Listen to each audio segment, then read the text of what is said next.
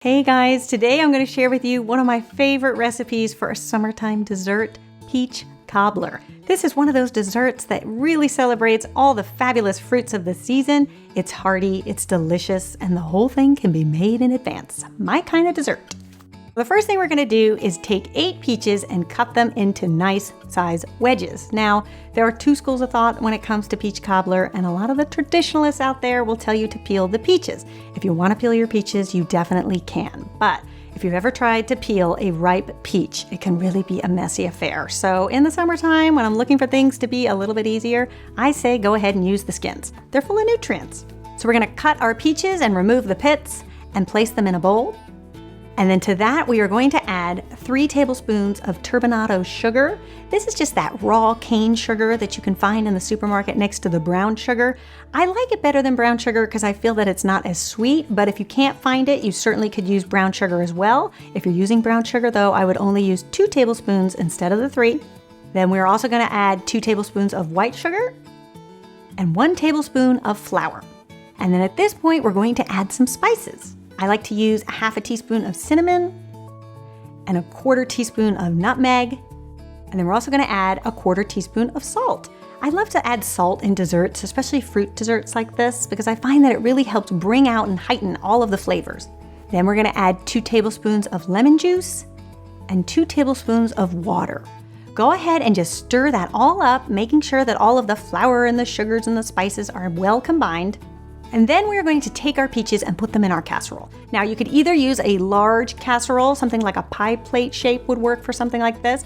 But for me, I really love to serve them in these mini cast iron casseroles that I have. I do like to put them on a baking sheet that's been lined with parchment paper, so that way if any of the juices bubble up, you know you're not gonna have a big mess on your hands. Then we're going to take our tray and pop it in the oven at 450 degrees for 15 minutes. We want to bake our peaches first to give them a bit of a head start before we put on the biscuit topping. But while those are baking, we can actually create our biscuit topping. In a large bowl, we're going to add 1 1/4 cup of flour, 1 tablespoon of sugar, half a teaspoon of salt, and 1 tablespoon of baking powder. Go ahead and just whisk that up. And then we are going to add 9 tablespoons of cold butter that has been diced. Now the nice thing here is you don't need to break out the food processor. You can actually just go in with your hands and start to work in the butter in the flour. This is the way Grandma must have done it, and we can do it this way too. You don't need any fancy equipment. Now if you want to speed the process up, you could also take a wire whisk and just kind of pound in the butter with the flour, and you'll see that'll kind of speed it up a bit too.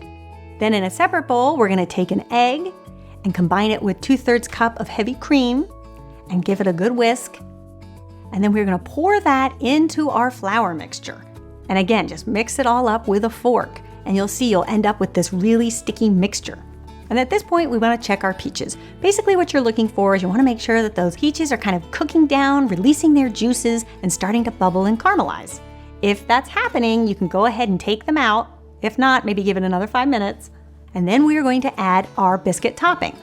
All we're going to do is just spoon out little globs and dollop it on top.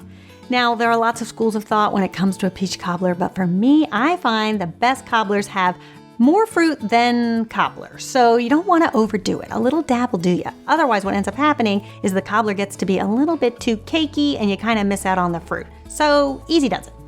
And then the finishing touch is just to add a little bit more of that turbinado sugar on top. Now, if you use the brown sugar, you could use that too. Just a little sprinkle on all of the dough. And then we're going to pop it back in the oven at 400 degrees for 15 minutes. You'll know that it's done when you start to see all of those juices bubbling from the peaches and the cobbler is nice and golden brown. Now, if you're serving these for a party and you've made these in advance, A, good for you, and B, what you can do is actually put them on your countertop and let them rest until you're ready to serve. You can just keep them at room temperature and they will be fine. Then when you sit down to dinner, you can go ahead and pop them in a 200-degree Fahrenheit oven just for 20 minutes. That will warm them through well enough so that they're warm, but they won't be boiling hot. Then to serve, I like to take the cast iron casserole, put them on a plate because they are a little bit hot, and serve with a big scoop of vanilla ice cream in the center. And you will see you will have one delicious looking dessert waiting for you. I love this recipe because to me, it is like a taste of summer in every little bite. People are always so impressed when you bring it to the table, and the best part you will see is that topping. It is a deliciously light, flaky cobbler. It's not like one of those heavy biscuits that we've all had in the past. I tell you, you will really love how light and flaky and delicious this topping really is. I hope you give this one a try and let me know what you think, and I will see you back here next week for another delicious recipe. Until then, bye. Ain't no woman should be this hard, but a hard-headed woman is the one I love. Can't eat, can't sleep, or heal the hurt, but every single day you make me wanna work a whole lot harder, yeah. I rise before the morning sun. Gotta work a whole lot harder, yeah. Well, I won't stop forever.